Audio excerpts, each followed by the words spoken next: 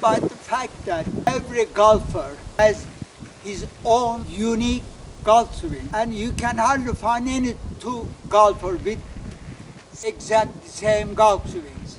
Golf swings are like signatures. Despite all these facts, that doesn't mean that we cannot categorize any group of swings.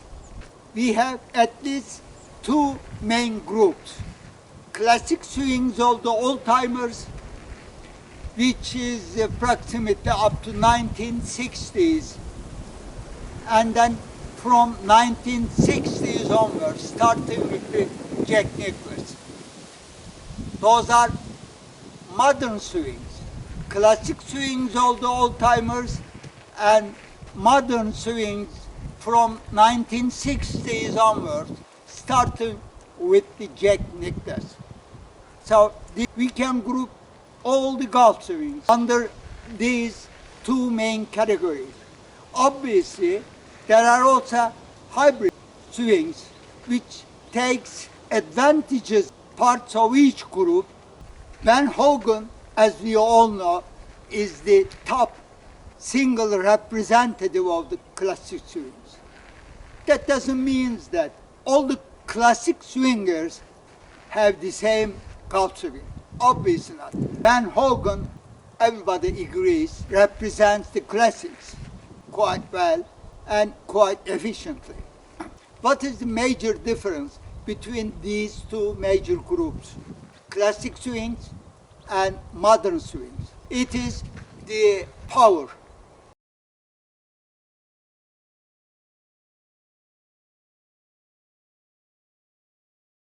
In the classic groups, power is generated through fluid, unrestrained, unconstrained flows.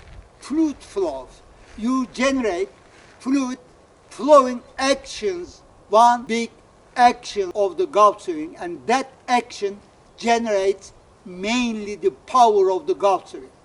On top of that, we cannot write at the impact a second category of the power source, which is rock skipping, which is whip cracking. This motion right at the impact, whatever you prefer to call it. Coming to the modern swings, starting with Jack Nicklaus, in 60s, Jack Nicklaus started to generate higher distances than the classics. And process generating the power and distance is a bit different than the classic swings. What they try to do is not to have a fluid flow of club head. They are not after giving the bigger speed to the club head to fluid flow of club head.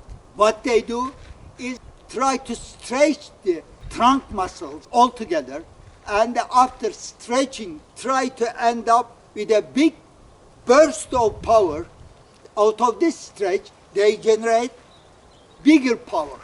Let me give two examples to clarify what I have told so far. In the classic swings, they intend to have fluid, unrestrained, unconstrained, fluid flow of club head. They are not after stretching the body. At the end of the backswing, they are not after having an X factor, which is the separation angle of pelvis line, hip line, and the shoulder line. In the modern swing, at least there are 45 degrees of difference at the top of the backswing. Shoulder line is at 90 degrees, whereas the pelvis line, hip line, is 45 degrees. There is a 45 degrees difference at the end of the backswing. This stretching provides power. At the end, after having stretched the body, extensive coiling of the trunk, they transfer this stretching into a burst of power and hit with rock skipping. In classic swings and in modern swings, there is no X factor at the end. In modern swings, it is the stretching of the body that create extra power compared with the classic swings. The injury risks due to body stretching, due to extensive coiling, due to X factor, separation angle between shoulders and hips, back pain risk is a lot higher in the modern swing compared with the classic swings. Modern swings usually finish with a reverse C. In modern swing, they don't slide, they go up and they automatically land on the lead side and coils without swaying, without laterally moving toward target.